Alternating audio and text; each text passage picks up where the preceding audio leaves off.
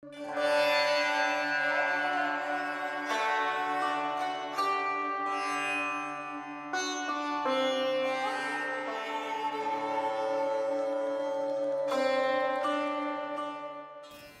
morning, everyone. I have to look around to see what we were doing. I think it's about 4 weeks ago we had our last Merging with Śiva session.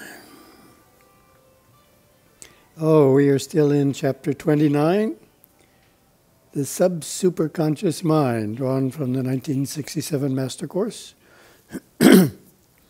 as well as from the 1970 audio cassette edition and subsequent upadeshas. Lesson 200, Security and the Superconscious.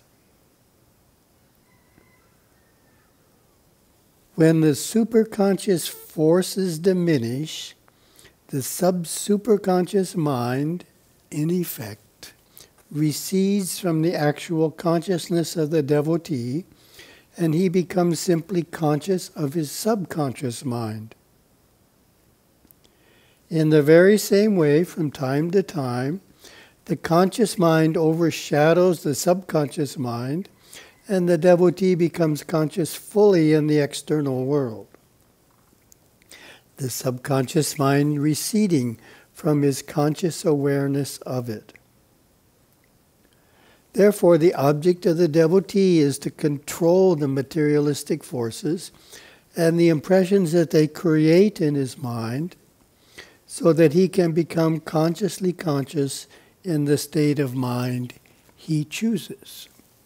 Interesting point. We want to be able to choose the state of mind we are experiencing. The greatest sense of security is the feeling, I am all right now.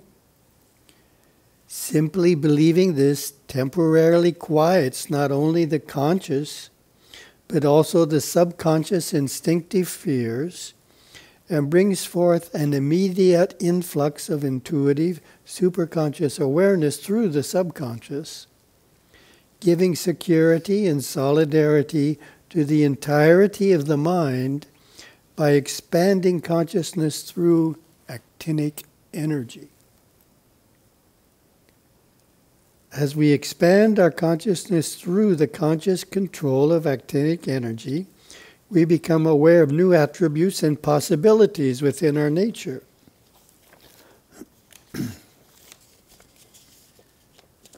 Also, we become aware of the realms of knowledge within us that can be tapped through our continued sadhana. Meditation is conscious use of the subsuperconscious mind to solve problems that confront us in our daily activity and derive creative solutions from the inner recesses of our own mind. That is an important statement and deserves a commentary. As we know, the word meditation has many meanings. I have a whole talk on that. What does it mean to say, let's meditate? The different teachers of meditation have quite a diversity of approaches. So even Gurudeva uses the word meditation with different meanings. So every time Gurudeva uses the word meditation, it doesn't mean the same thing. He uses it to mean a number of different things.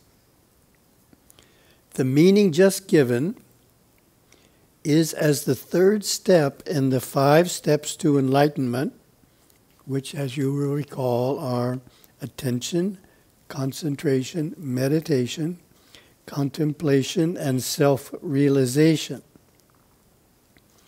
These are Gurudeva's oldest terms of the Master Course, for describing these practices. And in the beginning, he didn't use any Sanskrit. And in the end, all he used was Sanskrit. So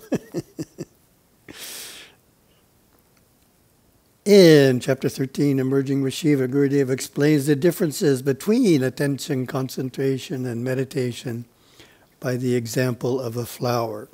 So we're just going to look at the first three. You're not trying to go into contemplation and self-realization. We want to see how attention leads to concentration and leads to meditation in this use of the word meditation. So we're looking at the example of a flower. Attention is the first of the 5 steps on the path.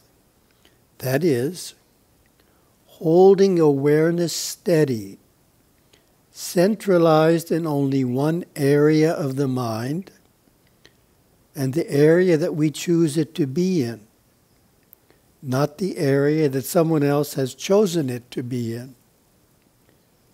How does attention work? Attention is awareness poised like a hummingbird over a flower. It doesn't move. The flower doesn't move, and awareness becomes aware of the flower, poised. Then we automatically move into the next step, concentration.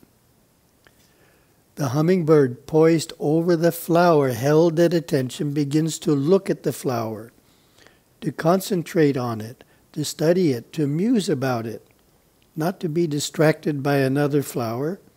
That is then awareness moving. This then leads into our very next step, meditation. Meditation and concentration are practically the same thing, though meditation is simply a more intense state of concentration. The state of meditation is careful, close scrutiny of the individual elements and energies which make up that flower.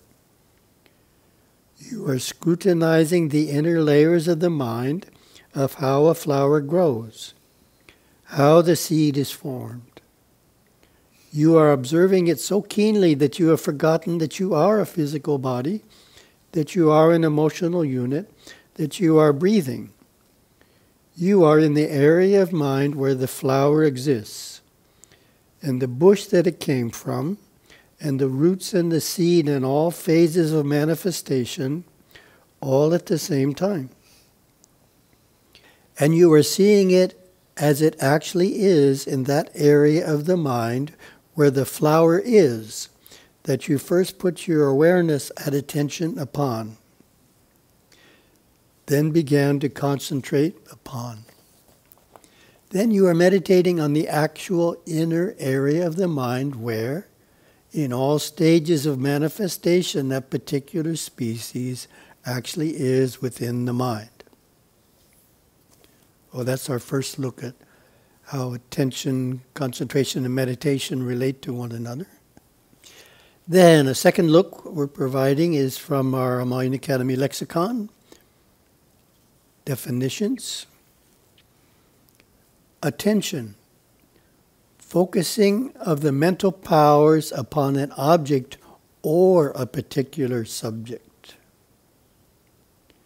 Dharana, concentration. Focusing the mind on a single object or line of thought, not allowing it to wander. The guiding of the flow of consciousness. When concentration is sustained long and deeply enough, meditation naturally follows. Dhyana, meditation.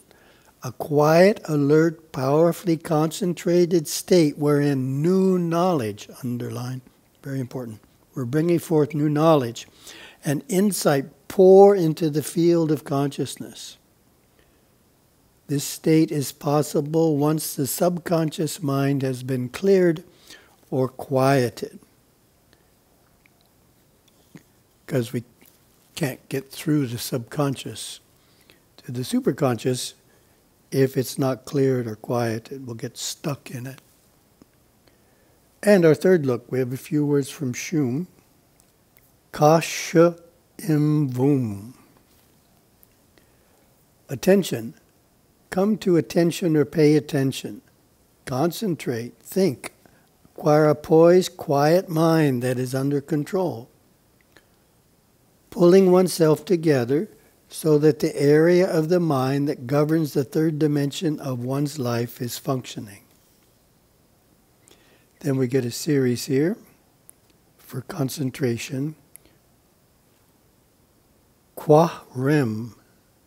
So that's a second dimensional word, rope, such as for securing pallets, okay, very practical. Li qua rem, holding emotions in control despite distractions. Sa li qua rem, concentration, holding on to the thread of consciousness during distractions.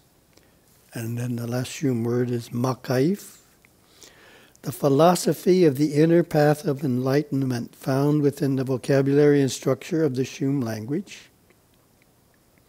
Shum and Chief delineate the inner path to the absolute reality, Parashiva.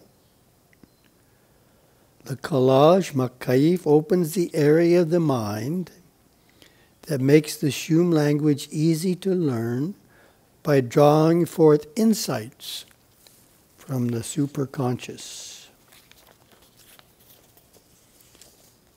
That's the end of our commentary. Then we're back to our text here. Lesson 201, the flow of creativity. A devotee who can command his mind to be instantly creative and be consistently successful has acquired a conscious control of the use of the subsuperconscious state of mind. If we say that backwards, it also helps understand it. When we acquire a conscious control of the use of the subsuperconscious state of mind, then we are instantly creative and consistently successful. Sounds pretty good. This is because the subconscious mind, made of odic force, a sticky-like substance that absorbs impressions, holds impressions and files them, not always, however, in an organized way, has been understood, dissolved, and brought in line with the cosmic forces through living a religious life. In this pure condition, the devotee's attempts to direct his own mental forces are quite naturally successful. Unobstructed, the superconscious forces flow into the life of the devotee, and creativity is in abundance. Once the first breakthrough has been made, we find that these brilliant rays from the cosmic mind, which we also call Satchit Ananda, the mind of God Shiva, the gods, and your immortal soul, penetrate the sticky-like substance of the subconscious, reorganizing and purifying it. The next time you feel physically, mentally, or emotionally fatigued, use your willpower to command access to the cosmic energies that exist deep inside of you. Do not allow the body or mind to fall into lethargic, depressed states. Feel the life forces stirring, flowing out to invigorate every cell of your being.